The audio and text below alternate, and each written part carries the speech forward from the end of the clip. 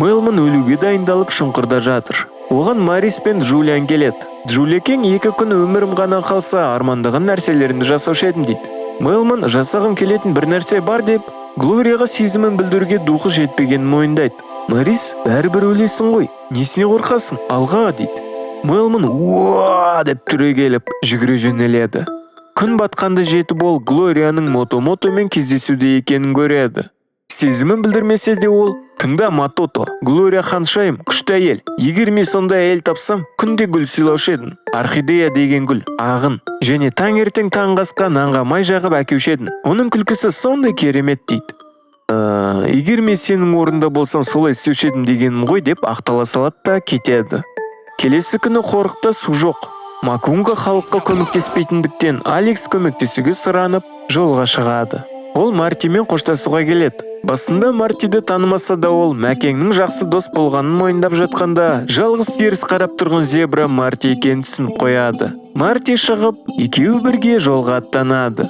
Қара халыққа король Джулиан кеп, құрбан шалу керек дейді. Жанартауға құрбанды тастаймыз. Құдай бізге су береді деп мәлімдейді. Марис судың келіп келмеуі 50-50 дейді. Амалы қалмаған халық келісіп қуанады.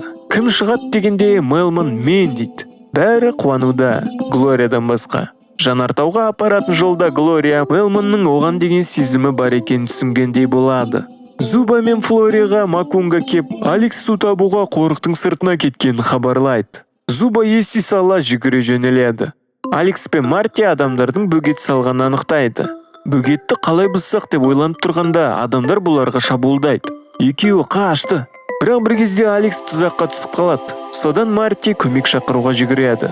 Сол уақытта Мэлман жанартауға түсуге дайындалуда. Бір кезде бақсы Джо кеп, оның аман есен екені анықталады. Глория кеп, олай жасама деп сүрініп жығылып, Мэлман тұрған жер шытынап, ол құлайын деп қалады. Бақтымызға орай Гүлекең оны мүйізіне ұстап құтқарып қалады. Глория, анаяқта айтқан сөздерің шын жүректен болды ма деп сұрағанда, Мэлман әрине дейді. Гүлекең Мэлманды көтеріп, армандаған жігіті Мэлман екенін түсінгенін мойындайды. Марти кеп, оларды Алексті құтқаруға шақырады, бұңдар деп. Содан олар пингвиндер мен маймылдарға кеп, ұшақпен шуға келіседі. Сол уақытта Алекстан шашлық жасағалы жатыр. Алекс адамдардың Нью-Йорктан екенін байқап қалады. Әкесі Зуба кеп оны құтқарады. Бірақ екеуі қарулы адамдардың қоршауында. Зубаны атайын дегенде, Алекс Нью-Йорктағы зоопарктегідей өнерін көрсетіп, билеп әкесі екеуін құтқарады. Адамдар оның Алекс екенін таниды. Зуба Алексті бәрі жақсы көретініне таңғалып қалады. Содан бір кезде биге әкесі де қосылады. Сөйтіп олар билерін аяқтап, әлгі апа мылтықпен атқанда, команда дер кезінде жетіп, бұларды алып кетеді. Жолда бөгетті апамен бірге бұзады. Жанартауға мұрт жетіп, оның артынан бағанағы акула қуып, нәтижесінде акула жанартауға түсіп кетеді. Құрбан шалынды, үшеуі су келгенін көреді. Қорықтағылар суды көріп қуанып, ала кеме Зубаны қуана қарсы алады. Флори жұбайымен ұлын құшақтайды.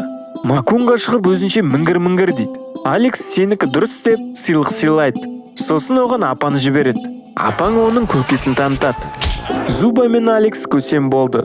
Кейінірек үйлену тойы болады. Шкипер мен қуыршақтың. Олар біздікілер тастап, балайына кетеді.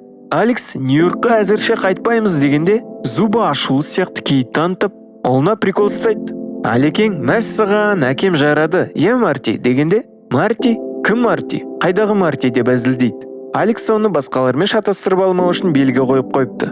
Сондықтан ол бұның Марти екеніне сенімді. Соңына дейін көргендеріңе рахмет. Тез мультиктан мультик, сендерден подписка.